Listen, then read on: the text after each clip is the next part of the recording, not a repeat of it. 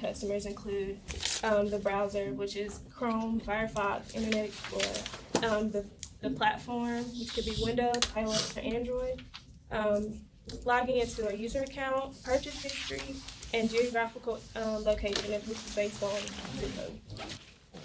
So the reason why these personal matters are even important, with access to personal information, retail is able to predict household income. Therefore, a higher income results in a higher priced good or service. And also, using mobile phones versus desktops to do online purchases is an incentive to buyers. Many online retail companies offer deals to mobile users. Their goal is to encourage buyers to use their site more and to install retail apps. And for my conclusion, although deals via coupons and membership cards are offered, people are generally aware of those discounts. But price discrimination through online shopping is determined based on personal attributes. Yet many are unaware in the factors causing product price variations among customers. That's all it is. Any questions? If you ask questions, remember you get points also, because this is a day that you can maximize your attendance. You could get up to 3 points, but maximum two questions per student, per session. Keep talking, please.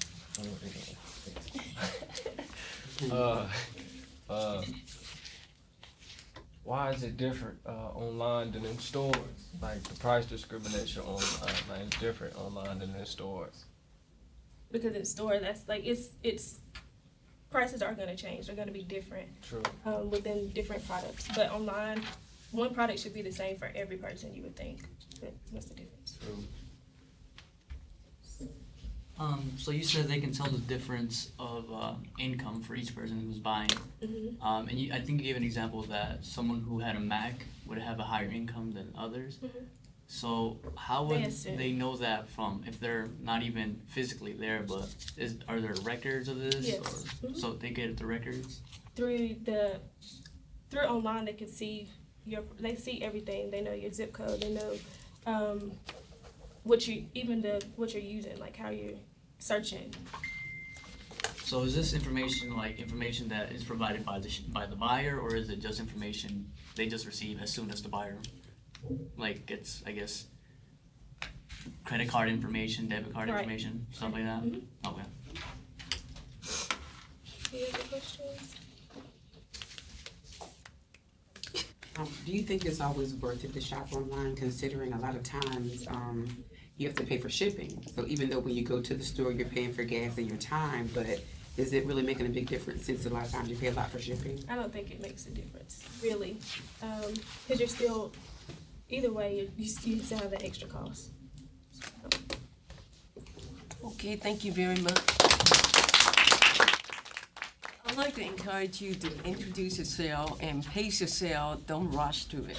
You got your right to have like 8 minutes, and that includes question and answer. But if if you got nothing, then just just pace yourself in it, and Are you next? Yeah.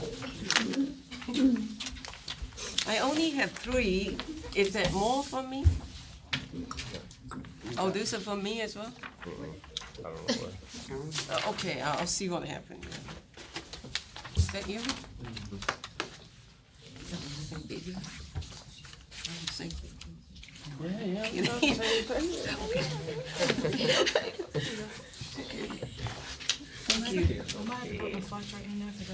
Okay, that's fine. We'll do it later. Okay, I'm sorry. Okay, Miss Cheyenne, go ahead. Good morning, I'm Cheyenne McCorkle, and my project is on the cost benefit of Medicaid. The reason why I did Medicaid is actually 2 reasons. My mom is a health check coordinator at a nonprofit organization, and she calls kids who have Medicaid, well, she calls their parents.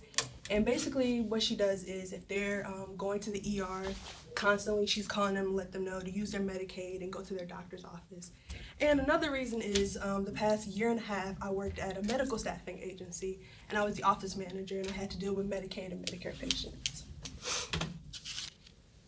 So, what is Medicaid? Actually, Medicaid was signed by Lyndon B. Johnson in 1965. It's a federal and state funded program.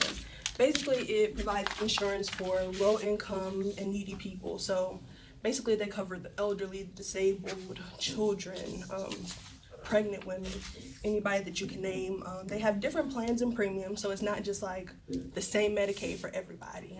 Depends on your eligibility, and eligibility is based off of your financial needs, your medical needs, and also non-financial needs. About 60 million Americans are actually covered by Medicaid. Some people don't get accepted for Medicaid. It could be any one of those reasons for eligibility, but Medicaid is actually a really good program for those who can't afford to buy insurance from private companies like, Blue Cross Blue Shield, some of the insurance companies that we have. And the Affordable Care Act is known as Obamacare. It was signed in 2010. Basically, it was a stipulation or a law put in place that everyone should have health insurance. And basically, it has growth for spending in the U.S., it guarantees more choices, and low healthcare costs. A lot of people say that the Affordable Care Act is unconstitutional because we're forcing people to get health insurance, but it's not a matter of if something happens or when it happens. It's just the fact that you want to be covered if something were to ever happen. Anything could happen at any given time. It's the same as getting car insurance. You don't plan on getting into a wreck, but you want to have it just in case. The costs. So Medicaid actually grew to $3.2 trillion in 2016, and it accounted for 18% of the GDP. It actually spending grew to 9.7% in 2015. It's actually the fastest growing care service, and Medicaid is the largest portion of state budgets at 25.6%. So that does not include education. It doesn't include Medicare as well, which is a totally separate entity from Medicaid. They kind of do the same thing, but they offer different things to different sets of people. The benefits. So Medicaid, a lot of people think that Medicaid is just, you get to go to your doctor, you get a wellness check, and that's it. Actually, Medicaid encompasses clinics, hospitals, specialists. Let's say you have a brain tumor and you need to go see a neurologist or, a neurosurgeon. Medicaid will cover that. Therapists, all types of things. They actually help people afford insurance. It helps our nation reach goals. That has always been a goal of the U.S. to have a healthcare plan. So basically, I just say that although the spending has increased, the enrollment increases as well. So it kind of balances everything out together. So it's not to say like spending is increasing for Medicaid and people just aren't signing up, because people are definitely using it and they definitely need it. And my conclusion is definitely worth the price that it costs. It's beneficial to over 60 million Americans. If we were to get rid of Medicaid, just imagine the amount of kids, pregnant women, the amount of elderly who wouldn't be able to go to the doctor. Let's say your grandma falls and breaks her hip and she doesn't have insurance. She applies for Medicaid, she gets accepted. She can go to the doctor, get a surgery done and have her hip replaced. So basically what I'm just saying is it does more good than harm. Just imagine how many people in this world would be, where they would be if they didn't have health insurance. I would say if I'm going to the doctor and they detect cancer, I have Medicaid, they're detecting it early, I'm able to go to the doctor. That's how I see it. And these are my references. Questions? We'll take 3 questions. If you're presenting today, you can also ask questions. But don't write peer review.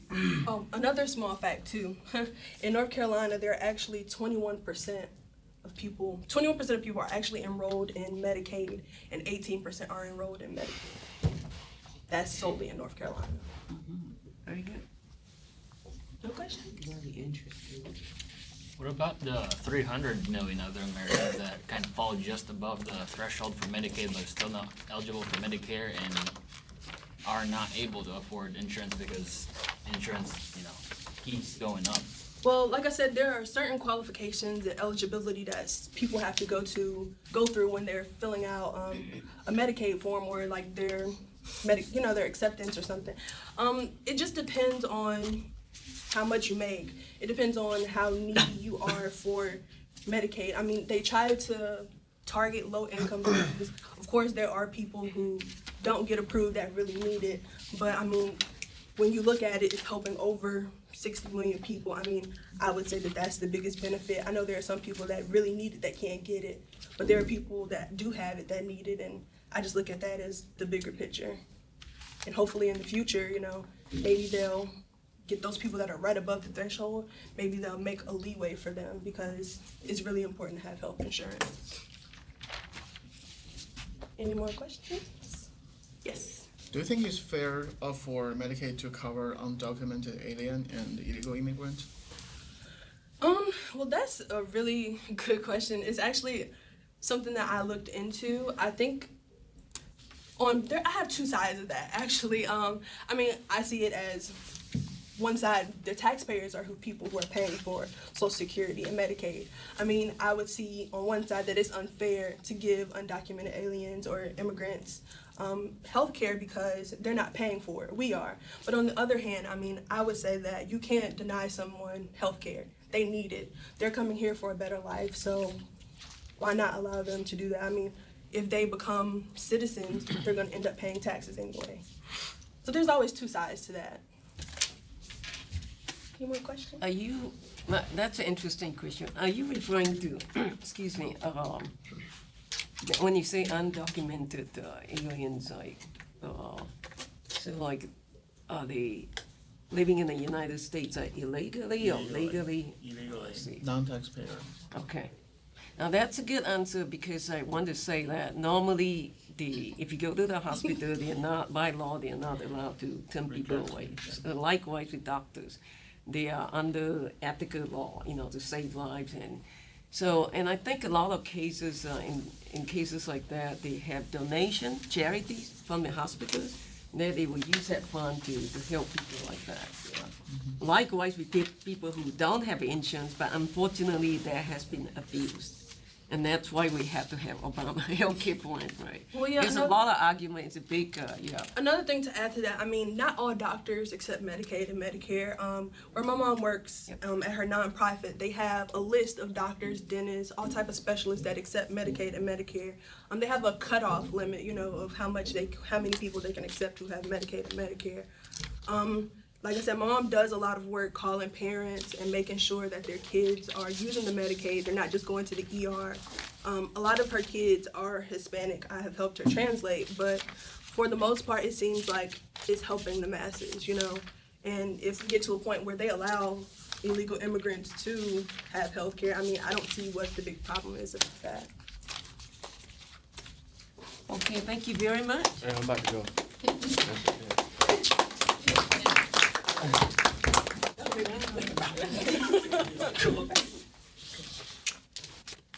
Don't be nervous, pace yourself. Man, you need to pull up the PowerPoint. Oh, that was quick. Yeah. Wait a minute.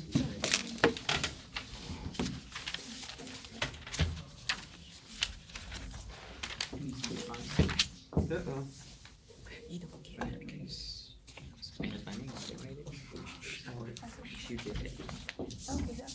That was someone else. Somehow, somebody wrote something wrong. You might. Oh, I didn't write anything. Yeah, I didn't read. Jenna, right? Okay, go ahead, Mr. Okay, good morning, class. My name is Kemal Park. I'm gonna talk to you about price discrimination in different markets. My motivation for choosing this topic was because I always wonder why, I go to certain shoe websites and they charge me different prices and all that. So yeah, I want to know why, how and why they was able to determine who to discriminate the prices to.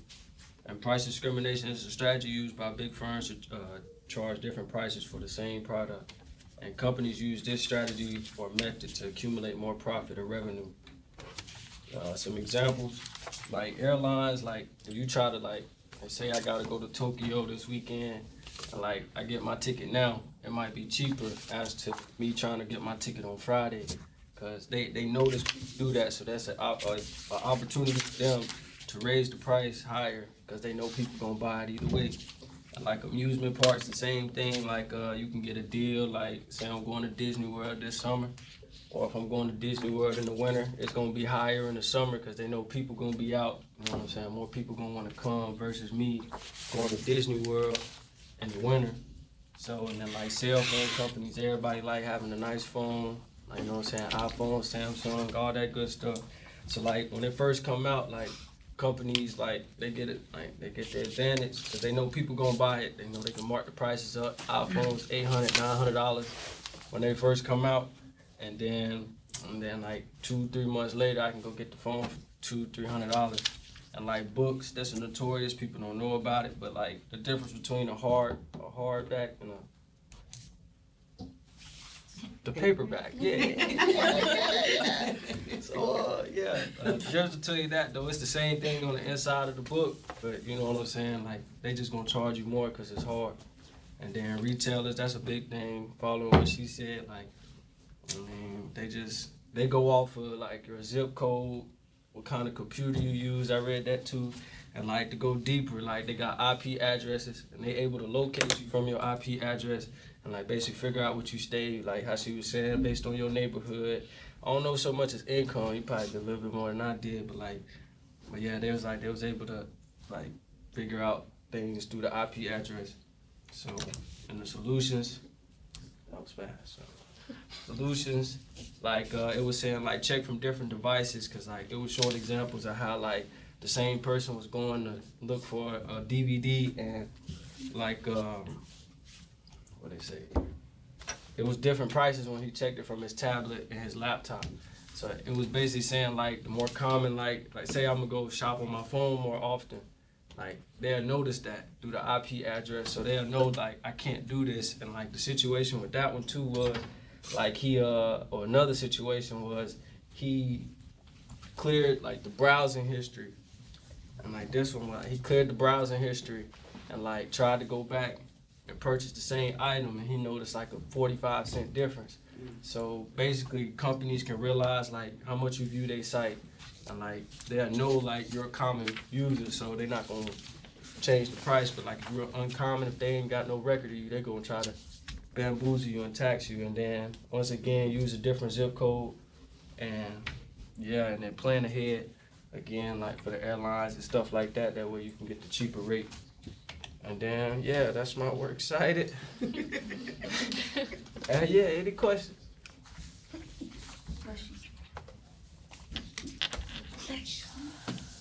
No questions. All right. Oh, wait. You have to answer some questions. Yeah, I'm also grading you on how you answer questions. If you don't, nobody has question, I have. I have a question. Okay, there you go. Brianna. So being that they discriminate against, like, if you use your phone or use a laptop, do you use your phone more often or do you go to a laptop? Who, me? Yeah.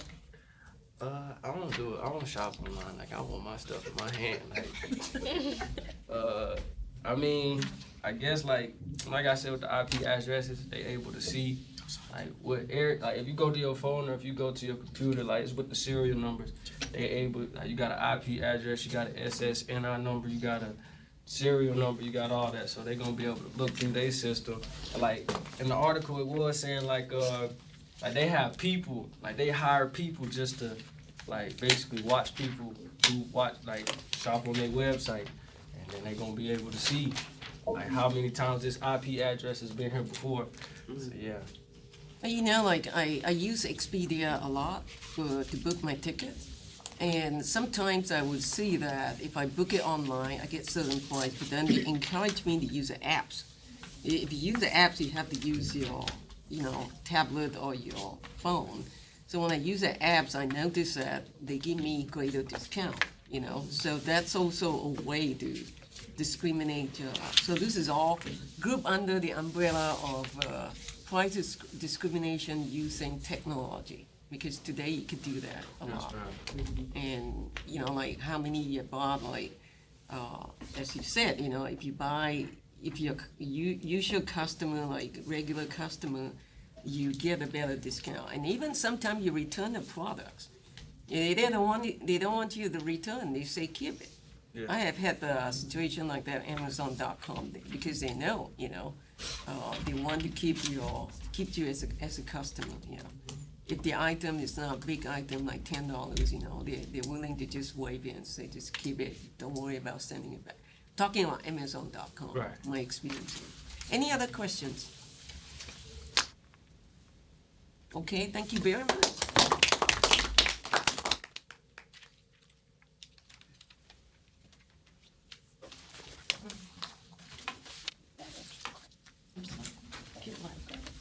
Dress up professionally. See, I ain't have all that. I didn't promise anything yet. I should take a pictures of everybody. Yeah, let's take a picture. Let's get a group picture. Yeah, let's take a picture. I worked hard. It was raining this morning. I was nuts. I walked out of my apartment. I said, "Oh." I started to bring my cell phone and then I say, well, I don't want to get distracted. I'll go get my cell phone in between. It looks like he's going to take a while, so I'll run to my room and get my cell phone. So everybody who presents today, I want a picture, okay? But those people who already presented, I can also get your picture if you want. Just for the sake of completeness.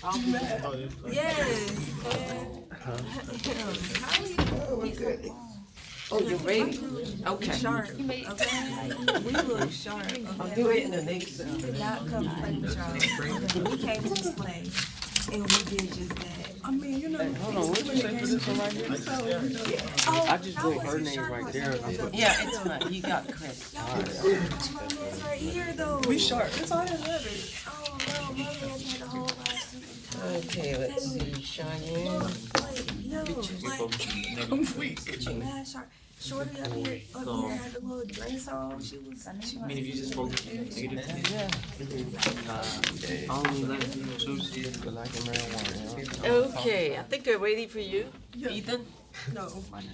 Hello, everybody. My name is Ethan Bridges, and I'm here to talk to you about the externalities of the marijuana industry. And the purpose for me doing this presentation was it's a new and very controversial industry that's taking place in America because for decades, marijuana was prohibited for any use, and it was scheduled higher than heroin and cocaine, so it wasn't allowed for use in the medical aspects at all until very recently. And marijuana, the sale of marijuana will positively impact the taxpayers because in past, the war on drugs has cost taxpayers a lot of money, $51 billion in fact. And this is an effect of cannabis being illegal. But when marijuana is legalized and regulated, the amount of money spent on combating drugs will decrease by a very large amount. And the benefits instead of the burden will go to the taxpayer. And in 2014, there are 1,561,231 arrests for drug violations, and 83% of them were for simply possession of drugs, and half of the 83% were from possessing cannabis, and that's a very large amount. So if you allow a certain amount of marijuana to be carried legally, then you can take hundreds of thousands of people out of prison, and from that fact, I dug deeper and I found out that America is the highest incarcerated country in the world, and incarcerating people costs serious amounts of money, because you have to feed them, you have to clothe them, you have to give them shelter, you gotta give them heating and cooling, and you gotta give them some education for rehabilitation. It's a lot of money involved. And according to the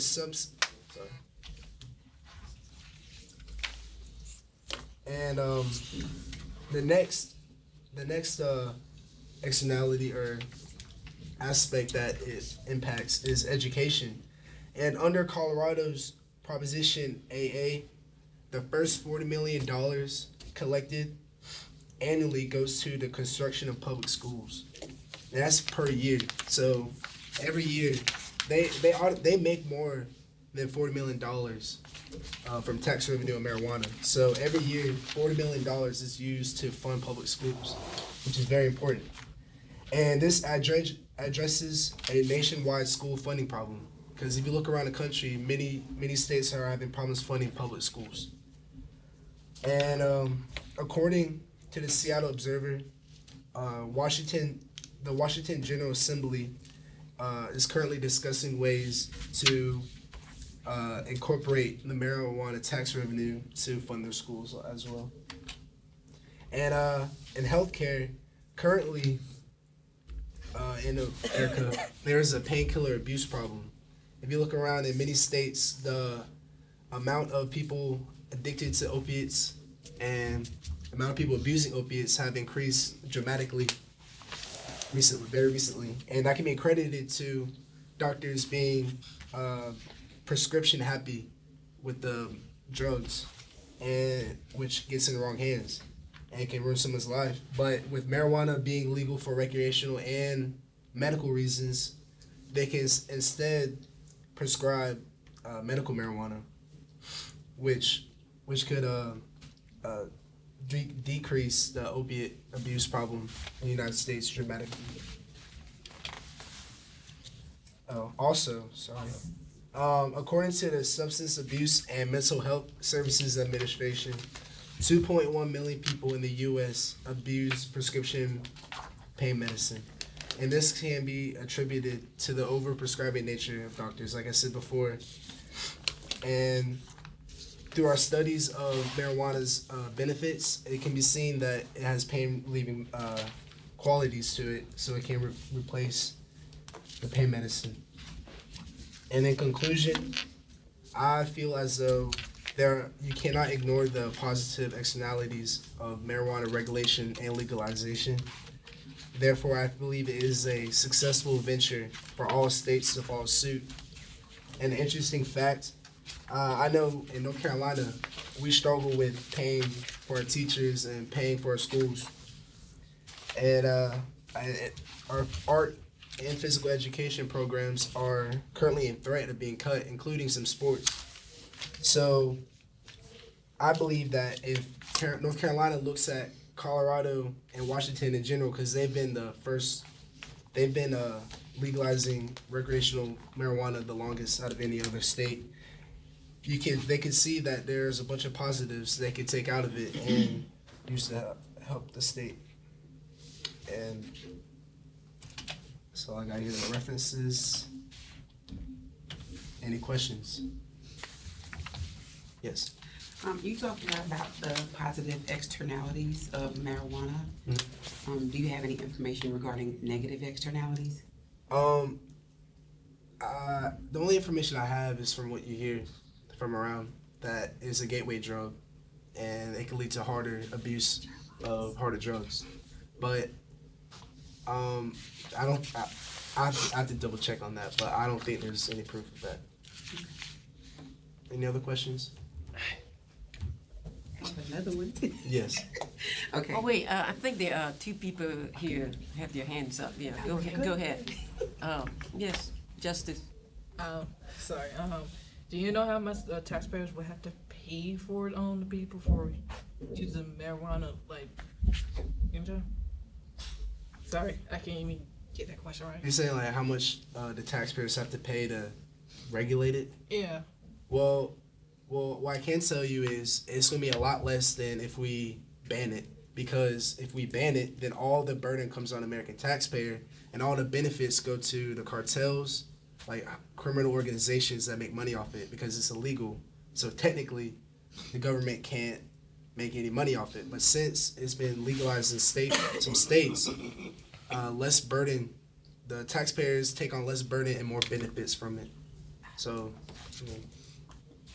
Okay, Cheyenne, go ahead. Despite the positive externalities of legalizing marijuana, do you think like our conservative states in the South are really going to go for that? I mean, because there are so many things that here in the South we ban or we don't want around because of how conservative we are. Do you think that that'll be a problem for like places like Georgia and Florida and North Carolina and South Carolina? That's a great question.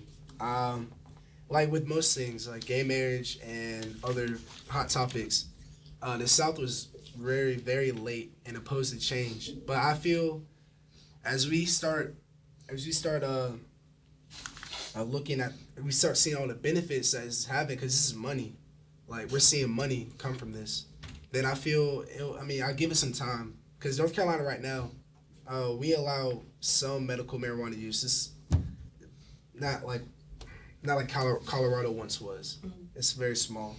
But that shows me that it's on the steps of becoming much more less legalized. So you just got to give it time. How do you think they would regulate it? Well, how they regulate it? Well, I know that you have to be approved by the state government to grow it. You can't just grow it by yourself. Say, I'm gonna start selling marijuana and sell it to the dispensaries. So yeah, you have to get that, and then dispensaries have to go through a bunch of government barriers across to dispense weed, and you can. I know in Colorado and Washington, you can only carry weed. You can't publicly smoke it. So, and there are carry limits.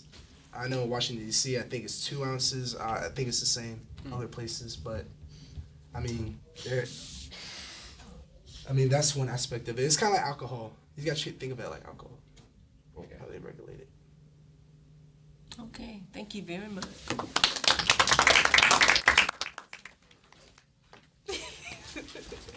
I'm gonna get myself full. Well, the next person, Justice, then Derek. Shorty over there was playing. Sorry? Queen, what's your, you have a question? Oh no, I was just having a conversation. I'll be back. She's salty we didn't have picture days. Somebody can help me by writing the final exam on the board if you want. Because there would be. What did you say, Dr. Gunn? Why is he Joe? I think somebody can help me by writing the exam date and time on the board. Oh, okay. Keep them on. It'll go. Is it like May 4th? Like, He did at the time. At the time, right. So that was like the main argument. That's what I was thinking. What are you doing? She asked somebody to come to the board. Nobody was paying attention. she wants you to write the exam. Not a good. Man, that's crooked.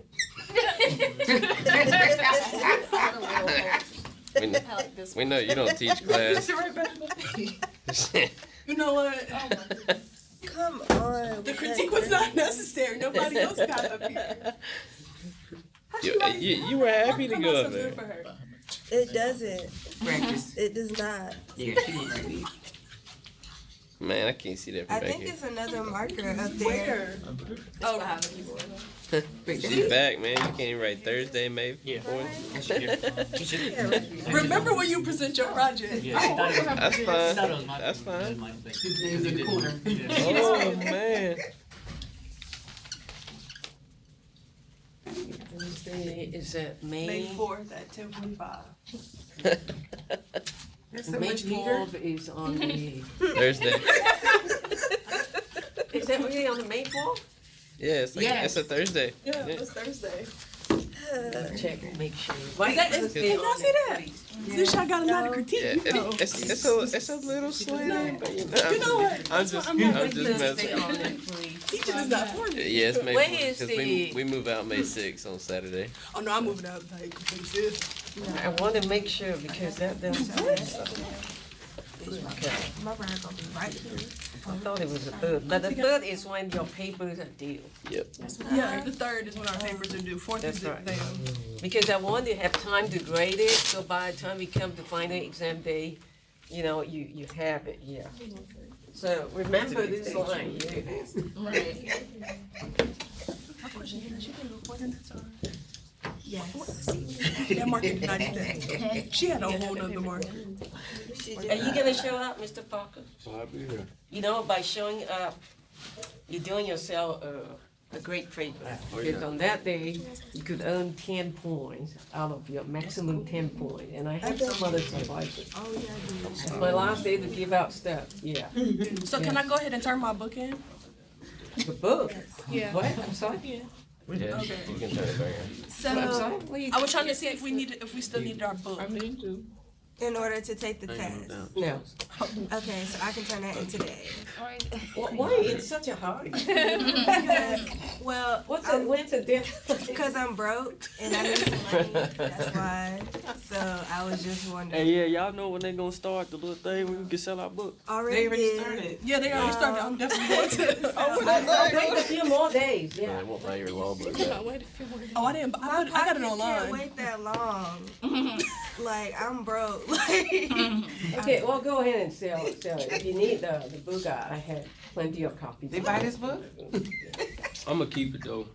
What's your, Andy, what's your? Did you say the fine would be in this room or in the lab? No, it's not gonna be in this In the- room. in the lab? So, You get 106, right? Because I asked for a used book. because you have to type your answer, okay, on the Word document, you have to submit it 2 times, yes.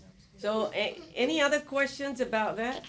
And I might throw in some other bonus to help you, to boost your, We having a calculator bonus that day too. no, nothing, you don't need calculator. But there could be a bonus for the, your 40% exam, so I think there are 5 questions that, but this, don't worry about studying it, because this is a bonus. If you want to, it's like, if you know it, you know it, if you don't know it, you know it. It's not gonna make any difference when you get to that page. And that's just considered bonus that I wanted to know. So if you don't show up, you just forfeit. See what I'm saying? So please show up. So yeah, to your benefit. Okay, Justice. Sorry, I just tried to calm down a little bit. Nothing. Aw, it's just us. I know. Mine's will be on. It's now I can't talk today. Tell us who you are first, that will help, yeah. Tell us who you, what your name, and like, if you want to tell us a little bit about yourself, you could, and then just slowly work in, yeah. My name is Justice McLeod, and I'll be doing street Asymmetric. asymmetric information. Sorry, still something today. I choose this topic because I find it to be interesting, and also it's one of the few topics I can understand much quickly. And I also believe it's part of how sales information, middlemen are connected. Of course, this topic means it's a situation where buyers and sellers, they don't have the same amount of information, so the buyers may know more. In situations with used cars, you won't know if this car is good, bad, or just don't waste your money on it. So,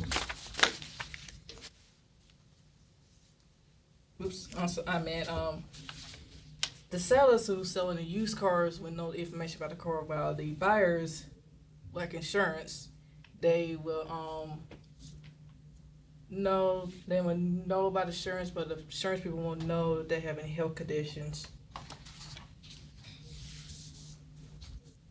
Okay, for my introduction, let's just say there's 2 sellers, A and B. You got A, they have very good experience with selling goods, any type of quality. While seller B, they're the same, but you don't know what the quality of their goods is. So they can tell you more about the product, and if you ask a question about it, they always give you an answer. While seller B only gives you a limited amount of information, and you only can ask a few questions about the product. So in my opinion, I'll go with seller A because they seem to know everything about the product.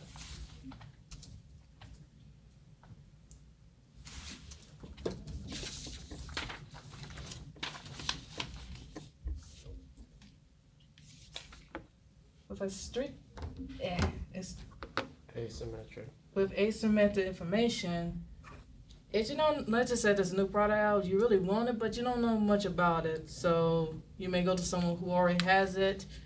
They're like, hey, do you want it? But you don't know much about it since you be on the rock. So you probably would say, well, it is look good and this and that. And let's see.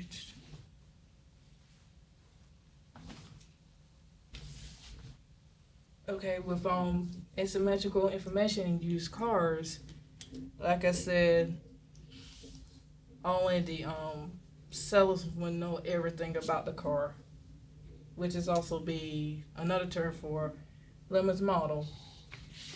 And also, when I was looking up some information about it, there was another term, they call it cream puff.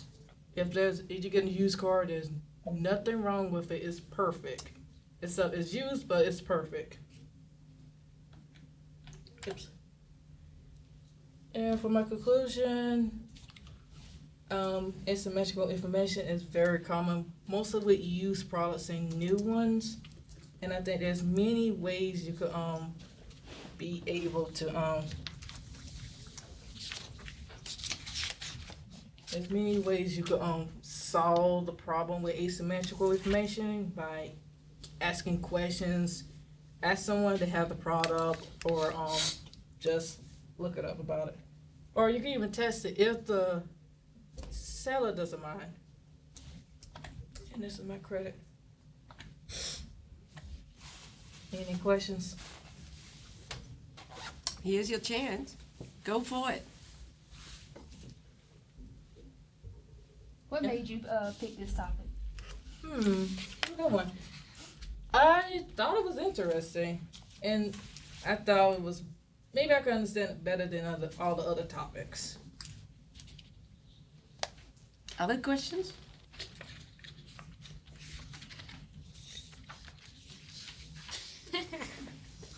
Do you think now that when you buy products or you go somewhere to talk to someone about something, that you're gonna research it and ask to test things or ask more questions about what's going on, like with the service or product, now that you know about asymmetric information? Can you repeat that one more time? I understand you, but I wanna. Like, let's say you go into Best Buy and you really want to buy like a computer or a camera. Do you think that now that you know about asymmetric information that you're more inclined to ask questions, or you're more inclined to want to test the product out before you just completely go blind and buy it?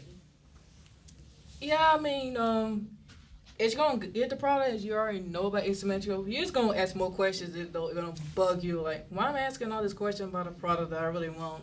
But it'll save you trouble at the end if you don't like the product because there's a default in it. Yes? Do you believe too much asymmetrical information about a traveling trip is bad or good? I say it in both ways, in my opinion. I mean, sometimes it may be good, but I'm looking on the bad side about it because you probably don't know what's the loopholes in it. You might have to pay this, you may pay that. That's an interesting question.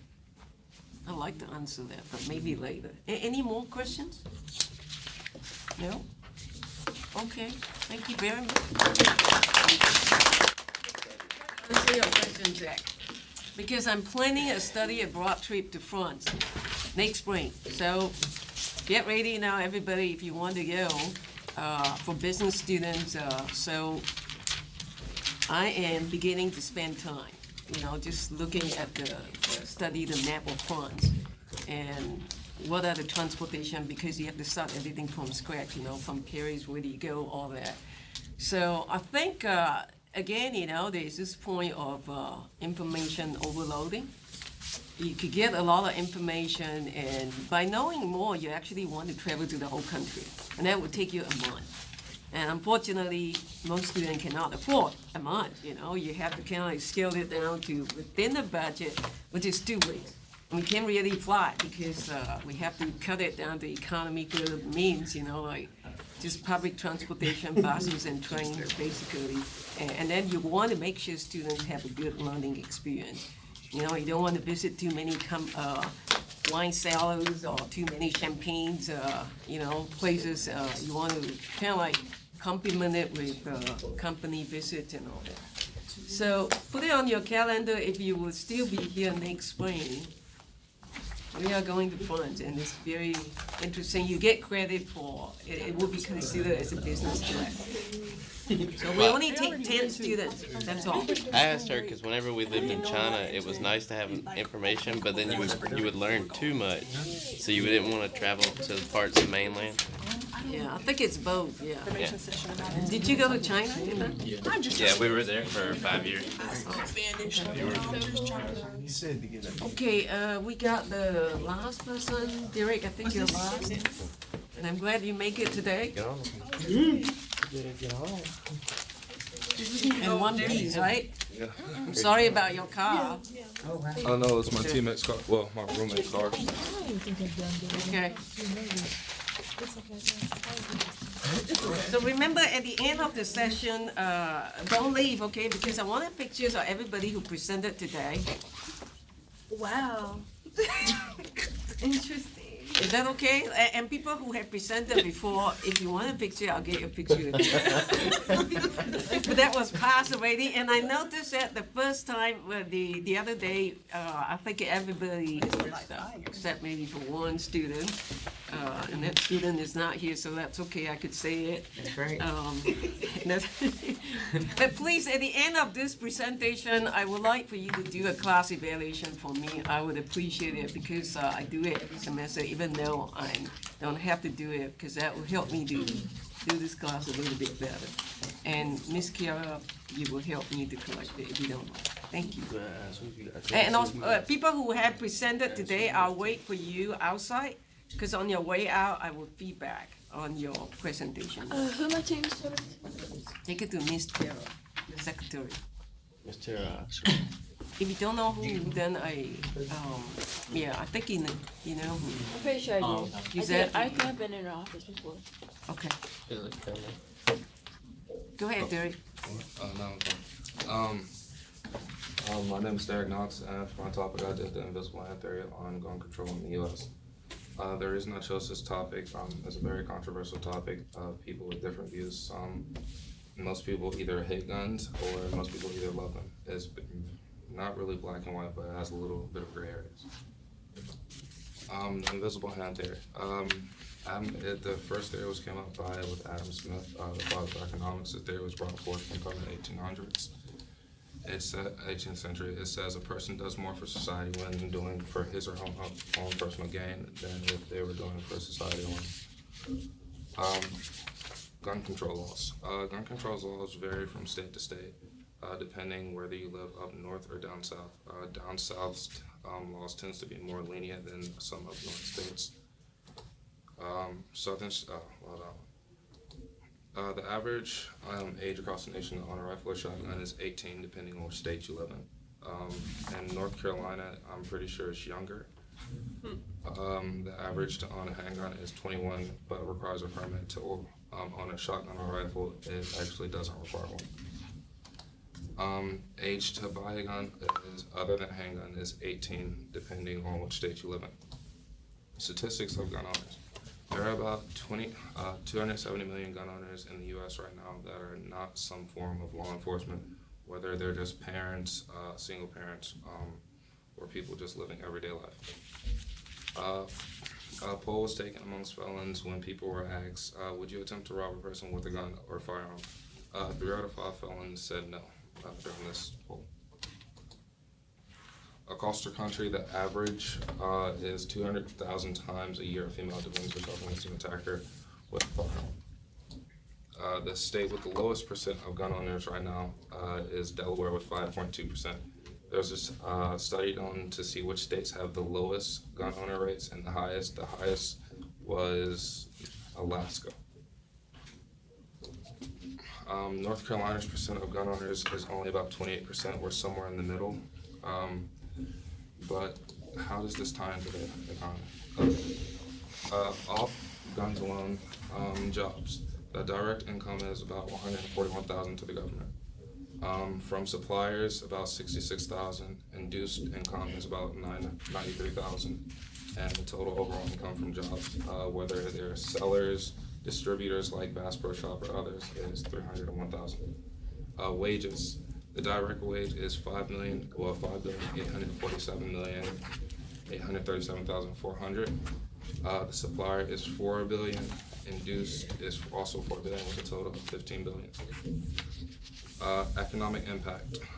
The direct economic impact will be 20 billion with supplier, 15 billion. Induced would be 15 billion with a total of 51 billion. Tax impact. From business taxes, federal taxes, they bring in about 3 billion alone, with excise taxes being about over 800 million. For states taxes, we bring in about 2 billion with our total taxes being about 6,538,000,000. Conclusion. The reason I chose this theory is because a lot of people find this a very touchy subject, depending with a lot of crimes that are happening, whether they're with shootings or people killing themselves or with people protecting themselves. The reason I chose this one is because guns alone affect the economy a lot, whether they're bringing in money or, for most people, they own guns either for several reasons. Protection, collecting, sports and targeting, or hunting. And the average gun per home is about 6 per house, depending on which state you live in. It varies. Here's my citations, and that was my presentation. Are there any questions? Mr. Parker, did you have a question? Oh, okay. Anybody has a question? Last chance for today. You talked in the slide about the difference. If you can go back for me, about the North and the South, the difference in the amount of guns that they own. Which one? This one? I think it was the one right before that. I think you said what people in the South will have them and the people in the North normally don't. I'm just trying to figure out why you think that is. When you actually look up percentages of states that have the highest gun owners, southern states such as Texas, Arkansas, Georgia tend to have a higher percent, such as other states like Delaware, Vermont, and New York. New York's percent of gun owners is, I think, 10.8, when Georgia's average is about 44%. Okay. I just find that interesting only because it seems like the crime rate, especially for like homicides, is so much higher, but there's less guns. I know. Statistics actually show that states that have fewer gun laws, that actually have more guns, have a less criminal rate. There's actually been statistics shown that more guns end up going to less crime. Do you think that the age limit should be higher than 21? No. For most people once you turn 18, a lot of people move out, get their own apartments. I think it's still right for a person to be able to own a rifle or shotgun at age 16 to 18, but not able to buy one at 18. But at 21, you're then allowed to buy any gun, which is concealable. The only reason you're not allowed to buy a handgun at 18 is because they say it's concealable, can cause more problems. Okay, if you have already asked 2 questions, you got your maximum point already. Okay, so I'm trying to reserve for people who have not asked any questions. I better get your extra I'm gonna ask too, You man. already asked. Michael, go ahead. I'm gonna just follow up on what you said about like the things. You're right. There's a city in Georgia where it's actually mandatory for any like head of household to own a firearm, and their like homicide / crime rate is actually extremely low, and homicides are pretty much like very extremely rare. That law was passed, and I'm pretty sure it was the 1980s, that said the head of a house must own at least one gun. A study was done to show how the crime rate would affect, and there were actually less break-ins and less assaults. Very interesting. Okay, Jonathan. So after doing your research, do you think later on, like once you get a family, will you purchase a gun? Me personally, with my family, I grew up around them from either hunting or targeting at a young age. So personally, I feel I'm gonna have many when I grow up, but I feel it's important that you have to teach them the right way to use it. Very good. Mine was just, do you believe we should start putting permits for rifles and shotguns that require people to actually learn to use them? Yeah. I mean, I feel a problem with that is a lot of people, when they first buy their first rifle or shotgun, I mean, it's okay if they don't know how to use it, but I feel the requirements should be a little bit more when it comes down to actually having to go through a class instead of giving some person who's never used a gun just being able to go buy it, as long as they pass a background check. Following up on that, like they used to teach like safety in high schools as well, so by the time you graduate high school, you should be like very competent in terms of handling and, you know, how not to hurt yourself or anybody else with one. Yeah. Obviously, that's not very acceptable these days, so. With a lot of people now think that gun laws are put in place to help, but really it doesn't do anything. A lot of people say guns shouldn't be available, but that would actually end up ultimately causing more problems than solving. Okay, I see you have a hand, last question. Eden, that's a last question. I was just curious if those the statistics of gun ownership, did that like estimate like undocumented guns or whatnot? No, that only estimated documented registered guns. Was that it or any more? Okay, Andy, go ahead, and then that's it, because your hand was up before I finished the sentence, so. This might be like, I guess, let me try to shorten it as much as I can. I recently saw something where there was a gun invented where it can only be fired by hand recognition. So this gun only fires with the recognition of the person who uses it. They have, I guess, a chip or something that shows this is the owner of the gun. Do you believe something like this could potentially remove all other handgun rifles in the U.S.?